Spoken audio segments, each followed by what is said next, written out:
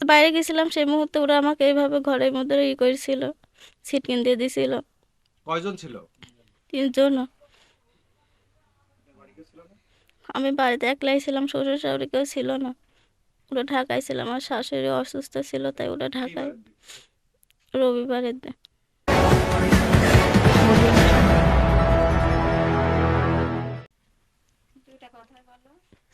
আচ্ছা, কি ঘটনা একটু সংক্ষিপ্তভাবে বলেন তো, আপনার সাথে কি আচরণটা হয়েছে? সত্যটা বলবেন। আমি বাইরে গেছিলাম সেই মুহূর্তে ওরা বাইরে দাঁড়াছিল, আমি ঠিক পাইছিলাম না।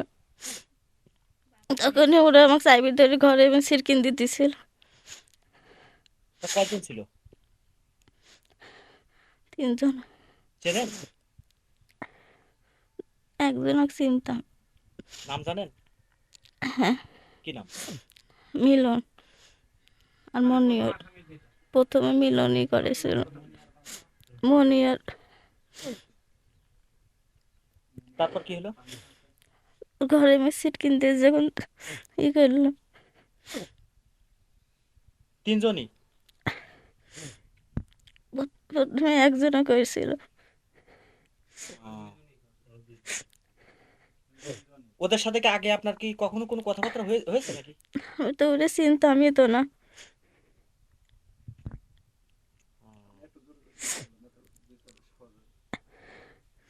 তাহলে আপনার সাথে যে আচরণটা হয়েছে, তাহলে আপনি এখন কি বলবেন আর কি দাবি করছেন? এটা যা বিচার হয় সেটাই হবে। আপনার নাম তো রিক্তা। হ্যাঁ। বাইরে গেছিলাম সেই মুহূর্তে ওরা আমাকে এইভাবে ঘরের মধ্যে করেছিল, ছিটকিন দিয়ে দিছিল। কয়জন ছিল? 3 জন। আমি বাড়িতে একলাই ছিলাম, শ্বশুর শাশুড়ি কেউ ছিল না। ওরা ঢাকায় ছিল, আমার শাশুড়ি অসুস্থ ছিল তাই ওরা ঢাকায়। রবিবারের দিন। তখন অনুমানে বাজে কত? 11:30 এরকমই হয়তো বা। সেই সময় আপনি একাই ছিলেন? আমি তো বাড়িতে একলাই, আমার স্বামী ডিউটিতে 5:30টার সময় ডিউটি চলে যায়, নাইট ডিউটি ছিল ওর। এখন আপনি কি চাচ্ছেন?